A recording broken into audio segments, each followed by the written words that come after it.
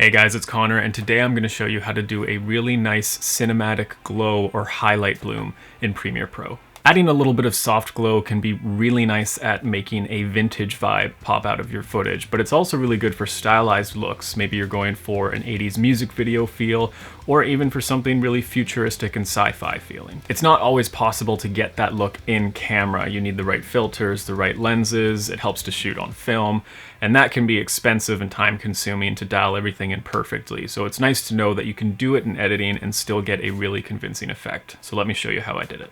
I've got a clip here that I think would look really nice with a little bit of glow just on the window behind the guitar player here. I think it'll just be a little more pleasing and it would suit the vibe of the song. So we're going to start by creating an adjustment layer. And then we can drag that over top of our clip. And the first effect we're going to put on is Lumetri color. I'm going to drag that onto our adjustment layer. We're going to go to our effects controls and we're going to click on the HSL secondary drop-down menu here. Now this is how we can make a selection to qualify which areas we're actually going to add this effect to. So we can go ahead and uncheck our hue and saturation fields because we're only going to make a selection based on luminance or brightness. So we can pull these tabs just to pull out a little bit of a selection. And I'm going to drag this all the way up so that I'm selecting the window. I'm just going to keep dragging until I've only qualified the window. That looks about good to me. If you're not seeing your selection isolated like that while you're adjusting the controls, you can just click on the Show Mask button and it'll show all of that for you.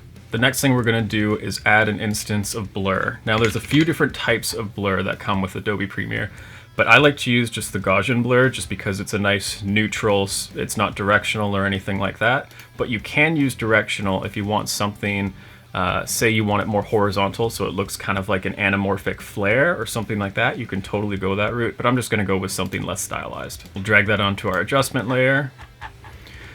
And now we can start bringing this up. And it's going to blur the whole image, but don't worry about that for now. We're just going to drag it up so we can see a good amount of blur. And then we're going to scroll all the way back up. And under opacity, we want to click on the stopwatch here so that we're not keyframing this opacity.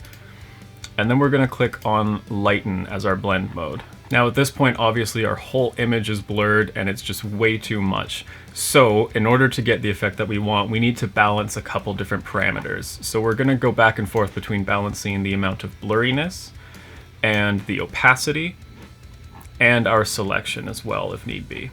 So I'm going to start by dropping this down probably around 20%. Anywhere between 10 and 30 is usually a good opacity range to start messing with things.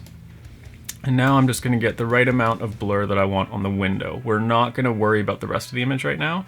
Let's just see what we can do with that window. So I think this is a good amount of glow and blur happening here, but we're going to make sure that we click on repeat edge pixels, because if you look at the left and right sides of the frame, there's sort of this black vignetting going on, whereas if we turn this on, it gets rid of that and makes sure that we still have a nice clean full image across the frame. Now I'm pretty happy with the amount of bloom that's happening with the window, but it's happening all across my frame.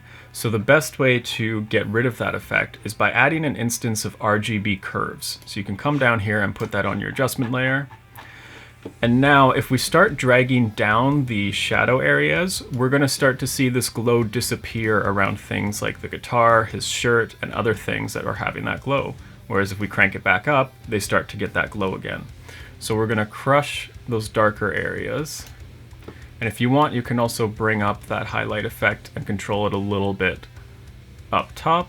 And just adding a little bit of an S-curve kind of brings out the glow in the window, but makes sure it stays off of everything else. So if we turn that RGB curves off, you can see now it's all across the frame. If we turn it back on, now it's just working on the window. And if we turn our adjustment layer on and off, we can see it's just happening in the areas that we want it. I mentioned doing sort of an anamorphic flare type look with this effect, and the easiest way to do that is we're going to turn off our Gaussian blur, and I added some directional blur. I set the direction to 90 degrees so that we have horizontal, and then just a little bit of blur length is enough to kind of add those nice horizontal flares. The only downside to consider here is that there is no repeat edge pixels here. So as we turn the effect on and off, you can see there's this vignetting happening around the sides. Now it works for this shot because it's already dark, but it might be a good idea to add this blur and then maybe mask it out around the areas where you don't want it, or add a mask to just brighten up the edges of your screen. It's a little bit tedious, but once you've got those settings nailed down and you have that mask perfect, you can just compensate for that little difference in exposure. Here's just another quick example using those same settings. You can see as I turn it on and off, it goes from sort of a much more clean and clinical look to almost like a Stranger Things type vibe, sort of 80s Spielberg look. You can see how the flares over here sort of drag across in front of them, and it creates this really nice three-dimensional look. The vignetting actually kind of adds to the anamorphic look because it is pretty common to get that when shooting anamorphic lenses. So as long as you've dialed in your selections just right, you don't go overboard on the blur, this can actually be a pretty convincing anamorphic look.